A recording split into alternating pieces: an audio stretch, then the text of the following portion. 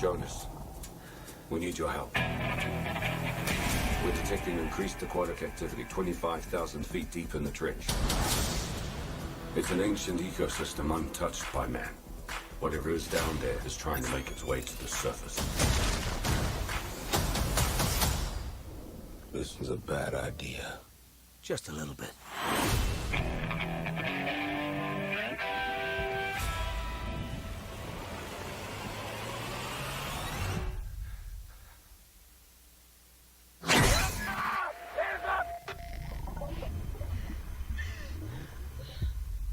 Jonas, we've got company. That's the biggest Meg I've ever seen. Biggest Meg anyone's ever seen. That's the apex predator. Everybody make it to the station! You can make it! Inside! 3 massive Megs and who knows what else have escaped the breach. I just hope it goes better than last time.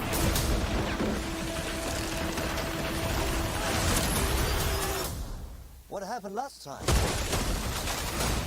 You don't want to know. Go! We've never seen this before. They hunted it back.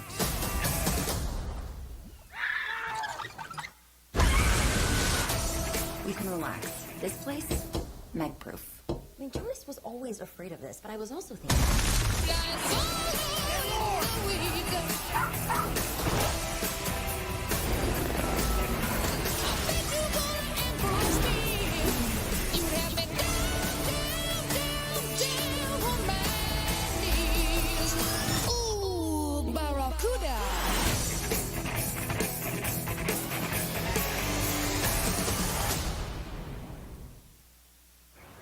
Eu baixei o aplicativo Showbox. O Showbox facilita tanto a sua vida que aceleramos o começo.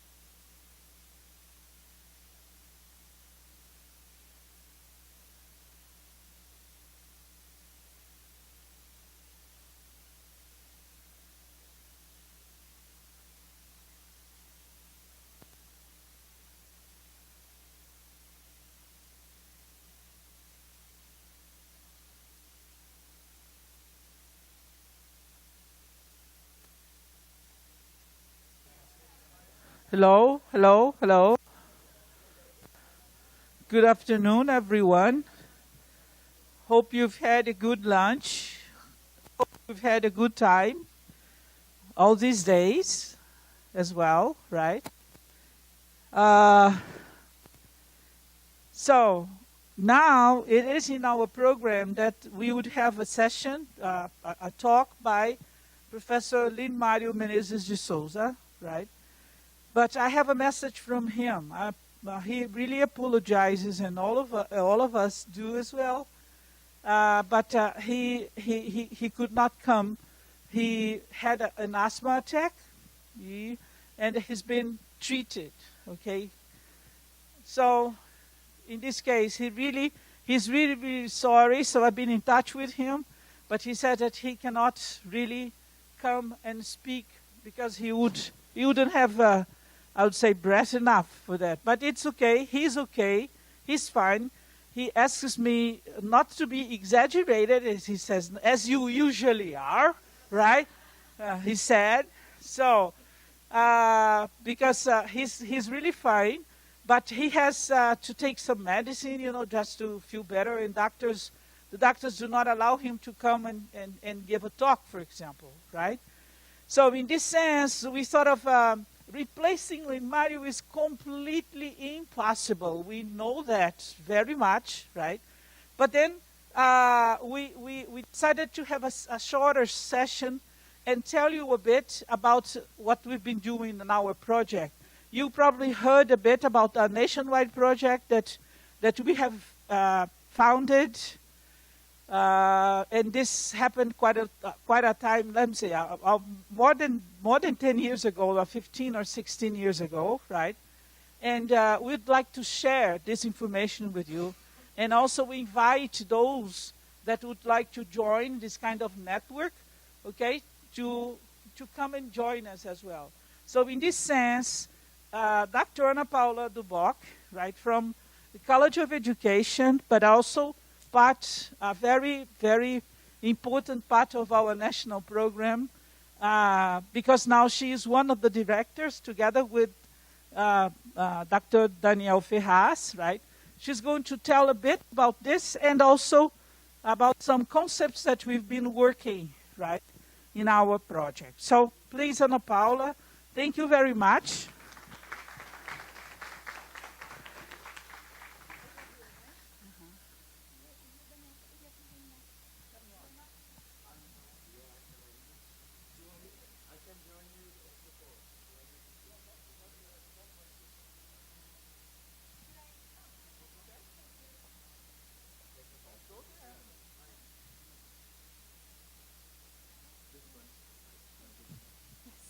This one? Alô? No, this one is working. Okay. Buenas tardes, boa tarde, good afternoon. I hope you must be a little tired, but a good tiring experience, as we've been changing lots of knowledges and local practices for these 3 days, right? Well, I would like, on behalf of the group, the national project, I would like to talk a little bit and describe a little bit what we've been doing in the past 10 years. First of all, I want to reassert how glad I am, how excited I'm feeling to host the Learner Conference with this topic of languages and literacy issues and thinking, addressing literacy issues in light of neoliberalism and digitality in post-pandemic times. And I feel more than glad, because that's what we've been doing in the last 10 years with this national literacy national project, which in Portuguese is called Projeto Nacional de Letramentos. By the time the project was founded, I was a Ph.D. student here under the supervision of Dr. Valquíria Montemora, along with Daniel, right, Daniel? And then, yes. So what is this Projeto Nacional de Letramentos? Our Literacy National Project is a collaborative network amongst more than 30 Brazilian public universities engaged in research on teacher education, language education, and literacies. So we have colleagues from all over Brazil being members of this network. I would say it's a big network that has been talking, discussing, reflecting, and acting in their local contexts under a kind of common ground concept of language. Yeah, we depart from the concept of language as a social practice. We break with any essentialist notion of language, culture, identity. So by assuming that language is a social practice, paying attention to the realities, the different realities, heterogeneity, diversity is paramount, is precondition for our project. So although there is this notion of nation as a standardizing or universal or homogeneous stuff, it's not national in the sense of getting into a common sense, but it's national in the sense that the network is big, the network is vast, the network is it's open for more and more Brazilian colleagues that want to be with us and discuss language issues via contemporary social demands. So basically, that is the Brazilian map. And I must say that it's a bit outdated because the network has increased. It's always in motion, It's like a rhizoma. It's always in motion. It never ceases. It never stops. So the map is a bit outdated, and we have to update, right, Daniel? So as you can see, yes. But, we have lots. So these acronyms that you see are the acronyms that refer to the universities, free of charge universities, I must say. Some of them private, in which students have to pay. And because they are free of charge universities, who are the ones that are now getting in contact with these universities? Yeah. So the project actually is open for researchers, professors, and also undergraduate and graduate students that belong to those universities. And as you can see, we always have transnational partnerships with the University of Illinois, and in this case, we have a strong connection and partnership, long-lasting partnership with Bill Cope and Mary Calancis, to whom we thank you for this collaboration and collective work. Also, University of Manitoba, University of York in Canada, both in Canada, University of Winnipeg, also in Canada, and lots of our students, especially graduate students, sometimes go for their Ph.D. split program, so they spend some time overseas, abroad, to have the chance to be in contact with different languages, different cultures, and study a lot, study further, and get back and exchange their new knowledges. We also have University of Montclair and other universities, Monash, Toronto, Penn State, Technology, Sydney, Vanderbilt, and now Universidade de Antioquia, right, Adriana? We are in touch. So that's pretty much, why is it that I'm... Why is that we decided to share with you a little bit of information about this project? Because that is the move that we are now on. We want to cherish new partnerships, new collaboration. We want to foster new dialogues, especially with Global South colleagues from Global South countries, from Global South universities. So we are open up these possibilities, and that's why we are here talking to you about this national project so that we can pay justice. Yeah. So can I just finish my sentence? No. Okay. No, just because every time we refer to Global South, I would like to make it clear that we don't mean only South America, Latin America, right? It's not a geographic concept to us. It is a mindset, I think, concept, right? It is those that have joined the idea that we can collaborate, but rethink about epistemologies of the South, okay? If we think about cultures of the South, and so on. I'd like to make this very clear because we really don't want to exclude people from the North. Not at all.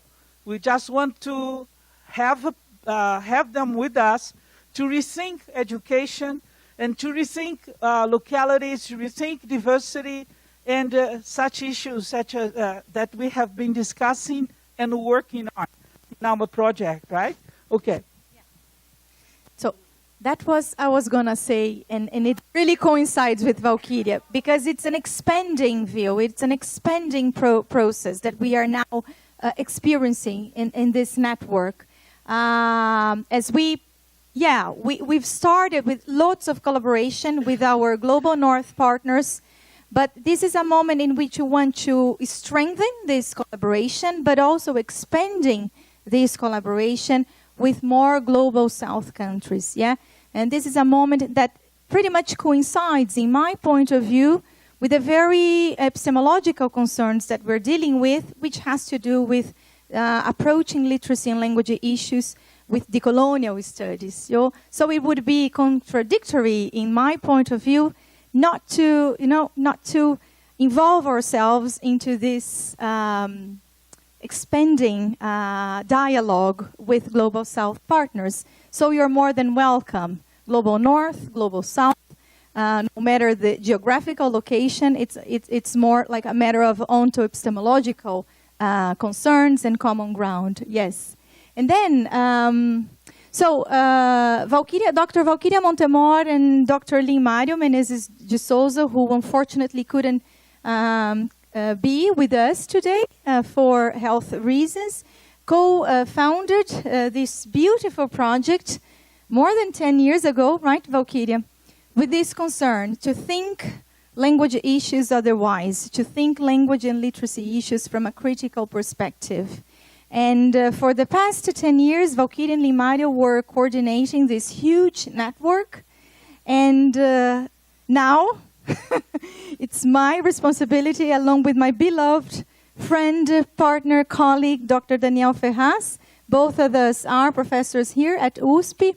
And we now have this responsibility, but not alone. We have a board. So who is the board? Daniel, please, next slide. No, not the board. Please, one more, please. Yeah. So we have a board, and in this case, who composes this board? Beloved colleagues, and many of them are here, right? Could you raise your hands? The board, please. Yeah. So Susana, Karina, right? And some of them have left already because they are from different regions. Yes. So those are researchers that have been, working with the project for some time, and they really have this special collaboration with us. Could you get back to that? Yes. So actually, when we look at the scope over time, by the time that the project became, there was this topic, right, Valkyria? We were concerned with the studying new literacies, multiliteracies, and English language teaching. Then there was a moment in Cycle 2 in which we dedicated ourselves to the relation between language and literacy and technological issues, right? And now, under our coordination, those language education issues are more related to decolonial studies. So in the most recent events, we've been dedicating ourselves to reading decoloniality and how decolonial studies might better inform or contribute to the discussions that we've been doing so far. Yeah. So what are the actions of this program? Participants all over the country have developed actions aimed at reflecting about language teaching policies, designing language education programs in higher education, offering courses to public school teachers, and this is so important. We have to go beyond the walls of the universities and work with teachers, and also establishing international agreements, exchanges with foreign universities with the participation of our own students, as I have mentioned earlier. Of course. If I am able to, yeah. No, I was listening to Ana, and I think it's very important to emphasize something. In Brazil, most of programs, of course, and I think this is probably the very neoliberal capitalist education that we have all around the world. Well, what I mean is we all depend on funding, right? So for any project such as this one, such as a national project, we have more than 40, 45 universities and 10, 20 universities, international university as partners as well. Now, this was born as a non-funded project, which means that people who wanted to work with us, they knew from scratch, from the start, that there was no money in there. You know, you have to come and work with us because you wish to. Because you wish to dialogue, you wish to contribute, and then perhaps go back to your locality, go back to your university, work with your teachers back there.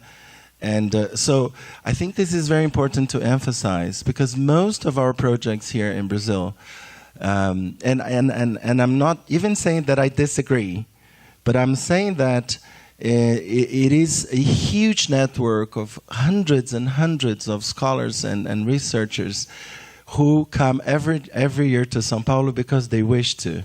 So I think this is very beautiful as well.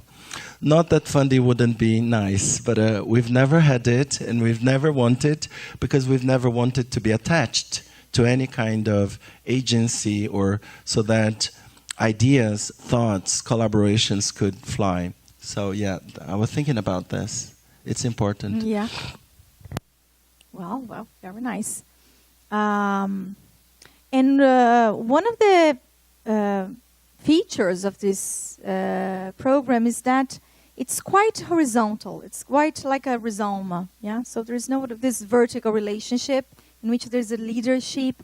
So it all flows in a very horizontal way. So I'm going to conclude. So very quickly, the tenets of this project is we're pretty much founded based on collaboration, this relationship between global and local, always going back to our local realities. And we are quite concerned with fostering agency, thinking about the role of language at schools, as co-responsible for educating towards agency and active citizenship, not that former notion of citizenship that is ingrained in the modern state, but a citizenship that is more related to critique and activism, agency in society. So different understandings in relation to the concept of collaboration, they're also welcome. Yeah, it wouldn't be possible for us to come up with a homogenizing notion of collaboration. So there are networks that are bigger, others are smaller. Yeah. So the kinds of relationships that we establish are quite different and quite heterogeneous. The importance of the local in mainstream global ideas, and as I said, agency and active citizenship being the foundations of what we understand as language education. Yeah. Here are some photos of former events, and this one, which is on the stair.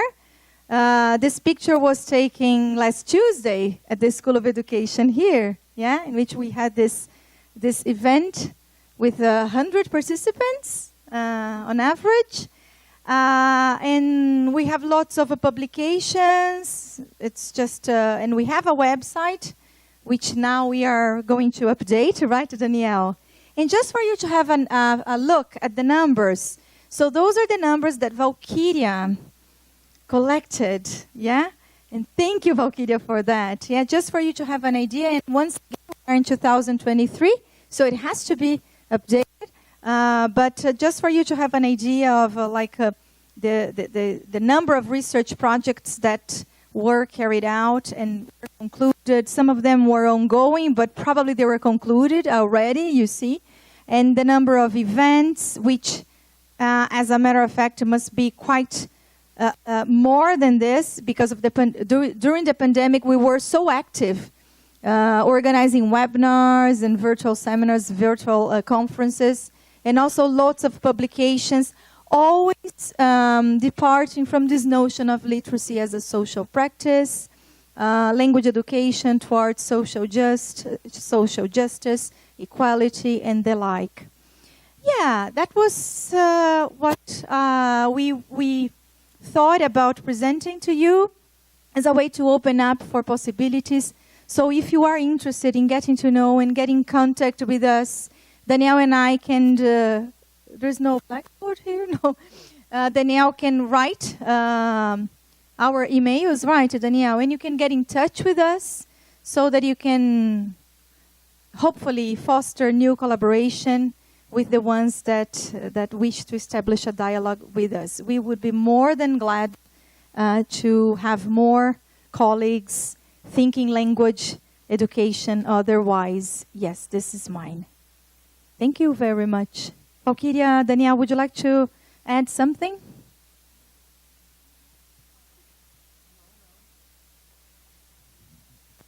How does it sound to you?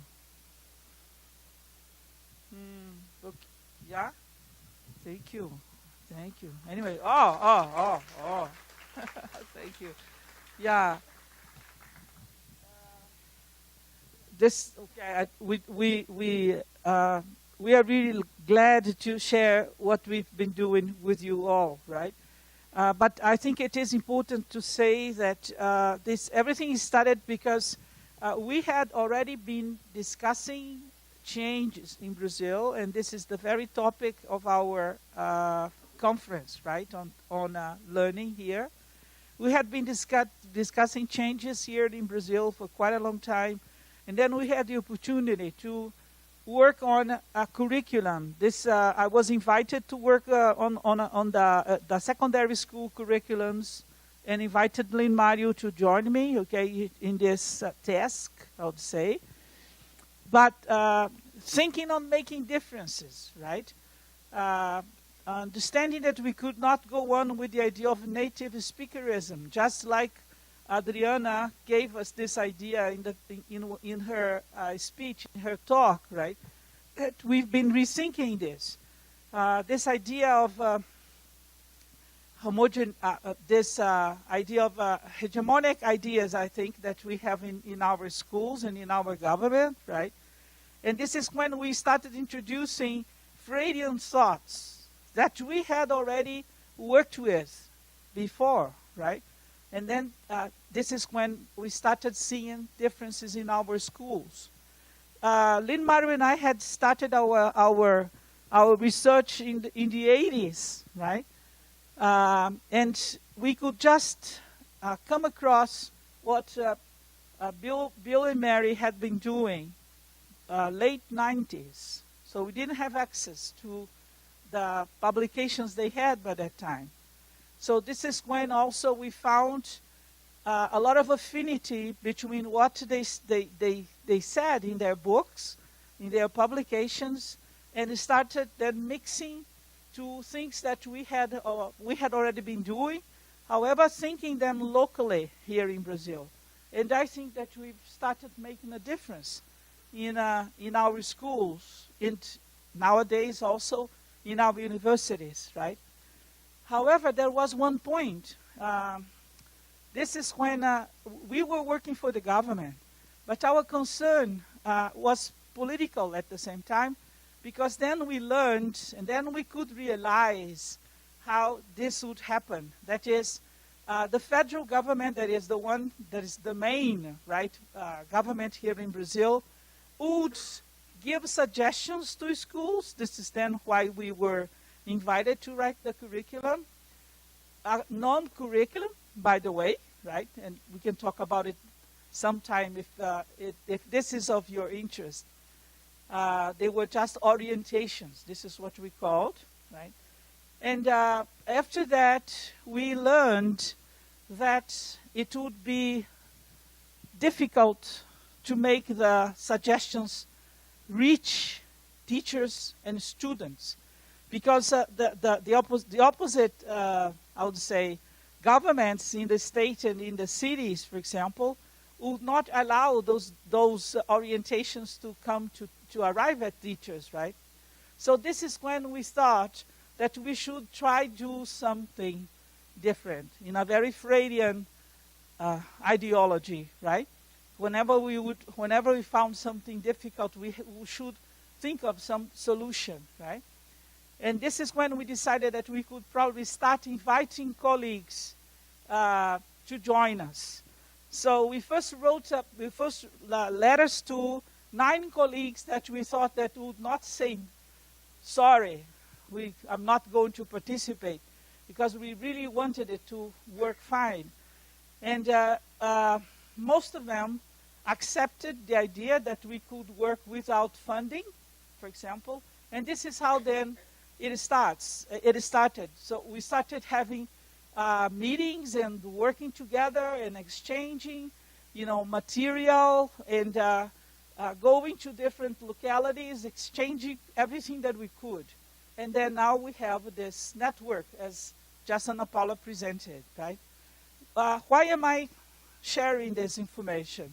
Because I believe that, and we believe that, this is a new way of working on nowadays, right?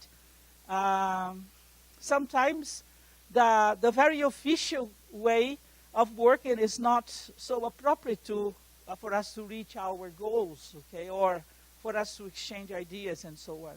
So just something for you to know, just something that I would like to add. And in this sense, we've been disseminating concepts, discussing new ways of seeing education, society, subject, learning, teaching, schools, and so on, by discussing agency, by discussing, lots of other concepts such as hegemonic ideas, making students rethink the ideas of uniform languages, and then diversity in languages, in identities, and in cultures, and so on, right? So just for you to know what we've been doing. And I'd like to know if you'd like to add something or to say or contest as well, so that you could also contribute, okay, with what we've been doing, right?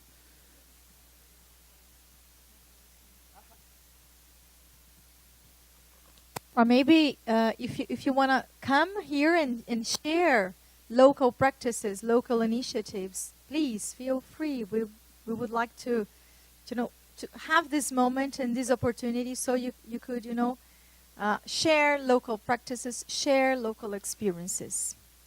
Anyone? Nope.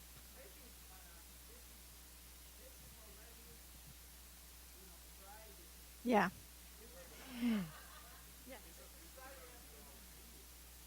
Anyone? Anyone? Please. Pantoja. Yes.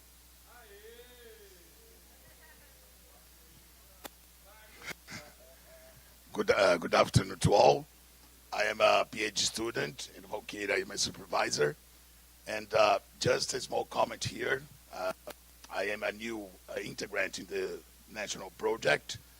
And all my practices nowadays is about decolonizing, is about including in my English classes different people.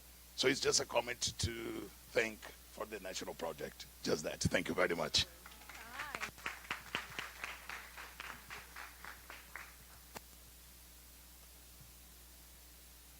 Anyone? Anyone else? No.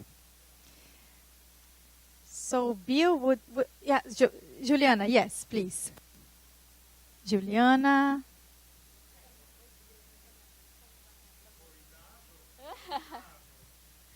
Hello, everyone. I always like to show off. I tell my friends, if anyone calls me to talk, I talk. My name is Juliana. I am from Universidade Estadual de Goiás, and I really want to do the same as Pantoja just did, just to thank Valkyria and now Daniel and Paula, because this project has virtually changed the way I teach, the way I learn, the way I live, the way I interact with my family, with my friends. Because once you step forward to critical thinking, to critical teaching, there's no way back. And this it has also made me meet some really good friends, as Thais is my really good friend from São Paulo, and a lot of other friends. And I think this is what we call in Brazil a little ant's job, like trabalho de formiguinha. It began as now that I just heard, with 9 people, right? And it's been spreading. So I think this is a great initiative, and just want to thank you so much for everything.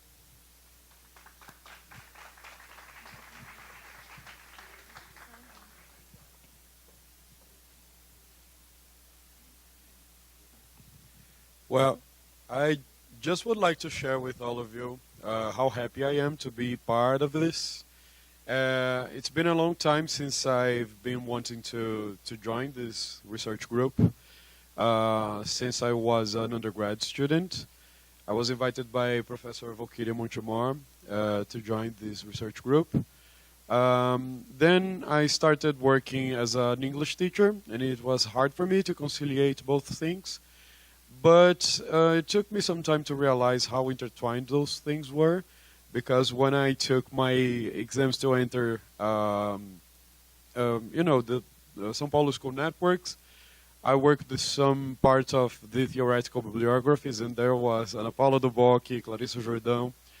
So, not coincidences. And being organizing these events and seeing you all happy with what we come up with is so satisfying, rewarding, and to present my communications to an international community, seeing people from all over the world here enjoying this, which is my second house. This is the Faculty of Philosophy, where I spent the last 13 years studying and believing in how our actions can change little things of the world, and they can change broader things, and being excited about what come next.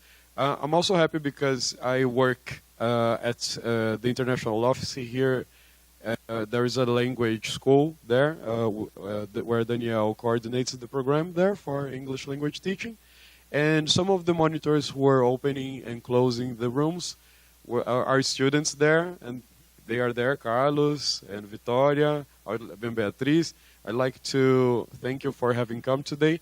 They enjoyed the experience. They could take this opportunity to improve their English language practice and learn a little bit more of what we do, because they are from other unities here in the university.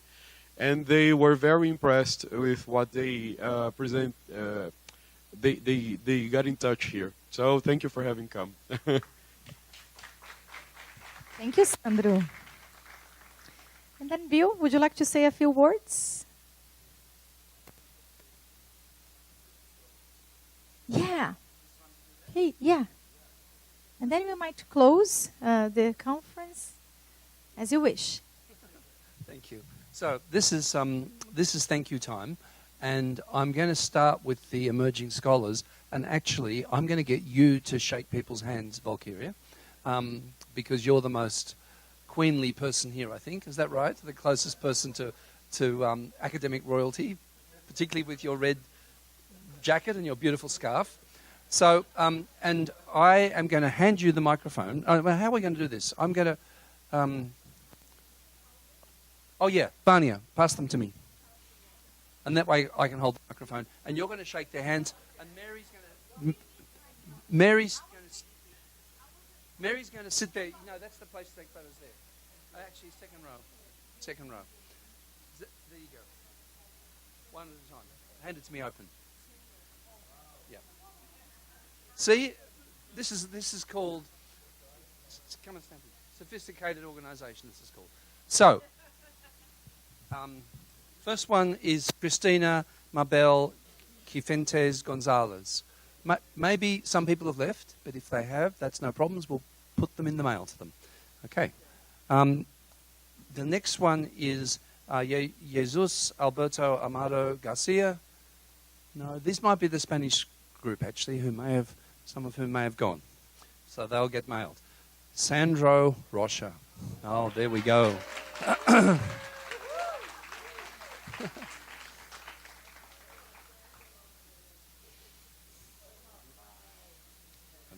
we go.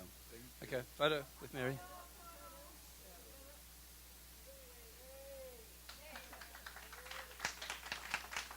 And now you've got to stay near the front for a group photo afterwards, okay? So sit somewhere down here.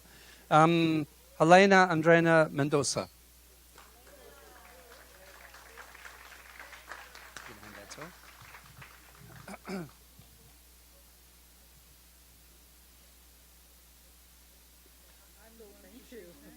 Yeah, turn around for the photograph.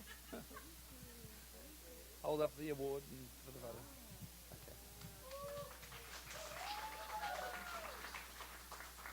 Okay. Now hang around somewhere down here for a group photo in a moment. Next one is Isle Fouché.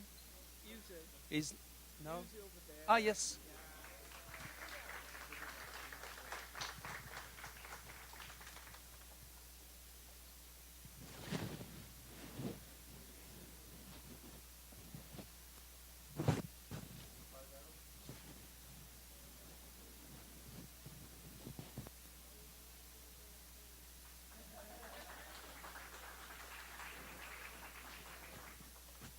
Next we have Monica Lakwani. Monica, is here? No? Okay, well, that can go in the mail. Karen Daniela Ladino Sosa. No, I've gone. Jonathan Atsua Gonzalez. May have gone. Okay. Miguel Angel Sanchez Manrique may have gone. No? Yes? No, not gone? No, not here. Okay. Danielle Bautista Ledesma. Excuse my pronunciations. No? Not here? Okay. Sylvia Letecha Capitino dos Santos.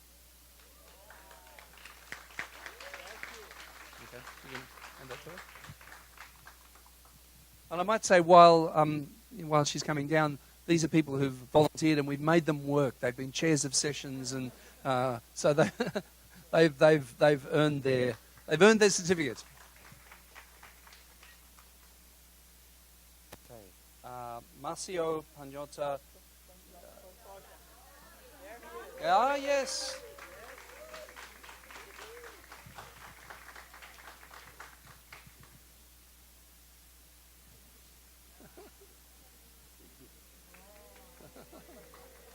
Turn around for a photo.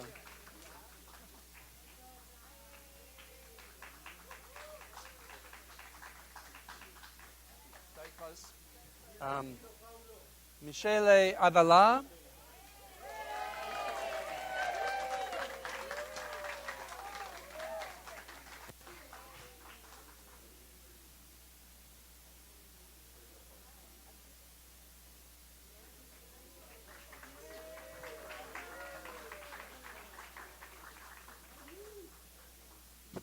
Promised I'm coming with my hair that color next time.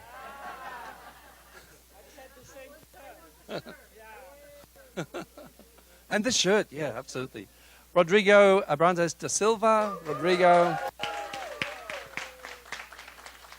There we go. And you, so Rodrigo's a hero. He's worked so hard. So. Special thank you to Rodrigo. He was the real chair, right, here in our local organizing committee, right? I was his vice chair only, nothing else, right? Okay. And the last one I have is, Vania Castro, over here. Yeah.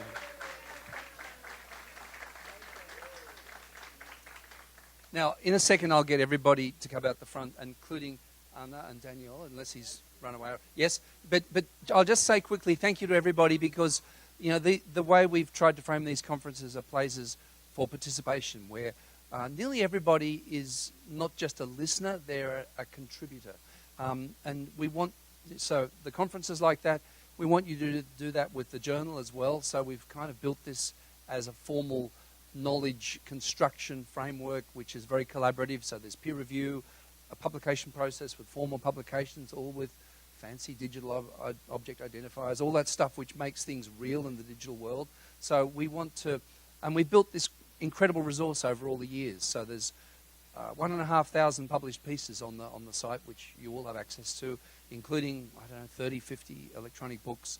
So the login gives you access to all of that. Please use it. Please cite it. One of the things we do in academia is we honour each other's existence in the world by mentioning each other in these formal kinds of ways. So use the resource, and you know, as I say, this is about knowledge building, but not just knowledge for its own sake, but you know, making the world a different place.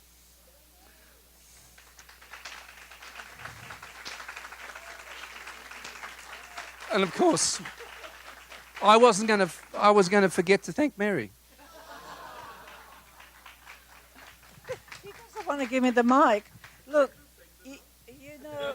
you know, we've been waiting for this moment for such a long time, and it is a bittersweet moment to be saying goodbye to you from São Paulo first.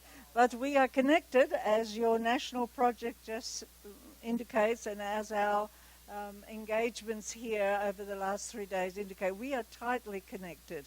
But, you know, we were leaving at 4 o'clock today, right, to catch an aeroplane, and then it was midnight to catch an aeroplane, and now it's 2:50, so the aeroplane knows we don't want to leave.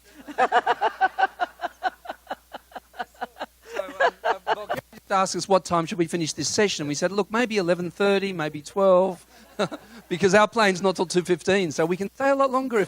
Look, we can keep talking.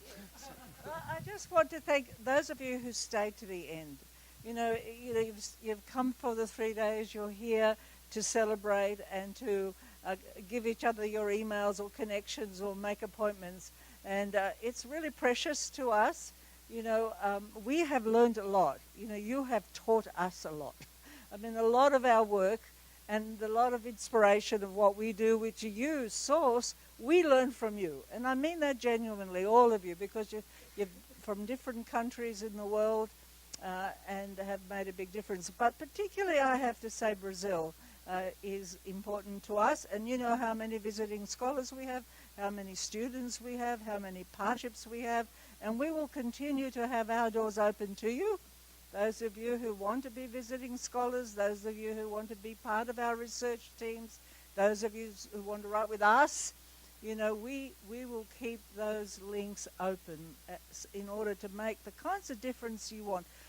I was saying earlier that everybody who comes here, you know, it's not accidental that they share the same values. We've had no arguments, no disagreements, no ideological battles, you know, and it's unique to have people who want to improve humanity, want to look after each other, make a difference to our children and their future.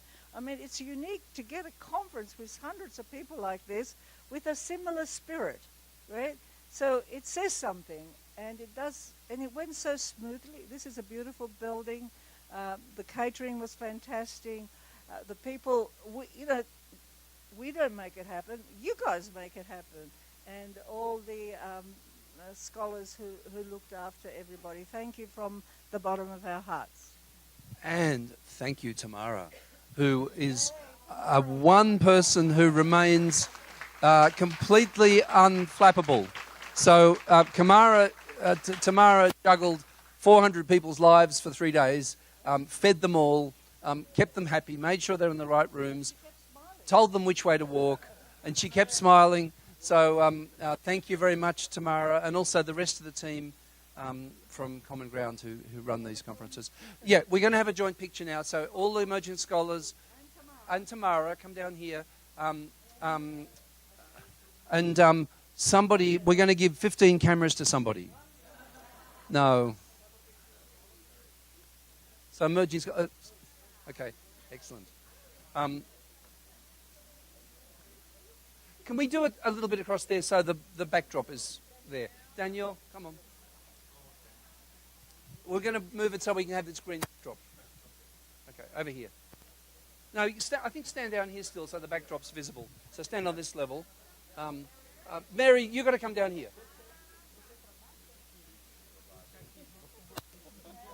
Actually, some people stand on one way. Oh, shorter people behind. I'm going to organise this. Up there, right. Vania, up on the next step. Right. Back here. There you go. You go up one more step. Is this 5D? Yeah, because you're shorter. This is. It's called height equality. We need to be close together.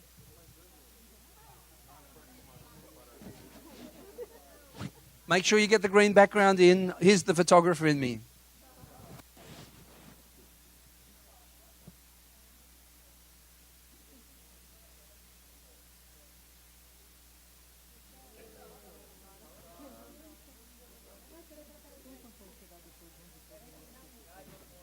One more, okay.